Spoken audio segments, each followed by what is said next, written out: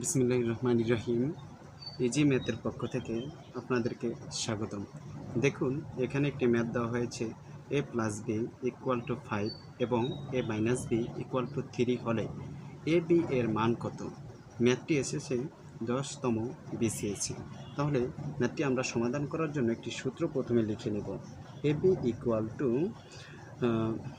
A plus B divided by 2 তার উপরে whole square minus A minus B divided by 2 তার উপরে whole square. এই সূত্রটা আমরা লিখে নেব। তবে সূত্রের প্রয়োজন হবে না, আমরা শর্ট টেকনিক করার জন্য কী করব, এ প্লাস বি, বি এর মান কত, এ প্লাস বি এর মান 5 এবং ডিভাইডেড বাই 2 তার উপরে হোল স্কয়ার মাইনাসের মাইনাস এ বি এর মান, এ বি এর মান দেখুন 3 আছে, 3 ডিভাইডেড বাই 2 তার উপরে কি হোল স্কয়ার। এখন আমরা এখান থেকে এই 5-এর উপরও স্কোয়ার এবং 2-এর উপরে স্কোয়ার করব। তাহলে 5-এর উপরে স্কোয়ার করলে হবে 25 আর 2-এর উপরে স্কোয়ার করলে হবে 4, মাইনাসের মাইনাস 3-এর উপরে যদি স্কোয়ার করি হবে 9 এবং 2-এর উপরে স্কোয়ার করলে হবে 4। এখন আমরা লসাগু করব, যেহেতু ভগ্নাংশ আছে এবং প্লাস মাইনাস থাকলে সবসময় লসাগু করতে হয় মাঝখানে।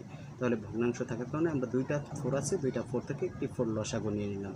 4-এ এবং 4-এ কাটা থাকতেছে 25 মাইনাস 4-এ এবং 4-এ কাটা থাকতেছে 9। ওকে, আমরা এটাকে মাইনাস করব। এখান থেকে 25 থেকে 9 যদি মাইনাস করে থাকবে হচ্ছে যে 16 ডিভাইডেড বাই হচ্ছে 4। এখন আমরা এটাকে কাটাকাটি করব, 4-একে 4, 4 দুগুণ 8, 3 4 12, 4 4 16। তাহলে এ বি এর মান দাঁড়া হলো কত, 4। এটাই আনসার। দেখুন, খুব সহজে আমরা ম্যাট্রিকের সমাধান করতে পেরেছি।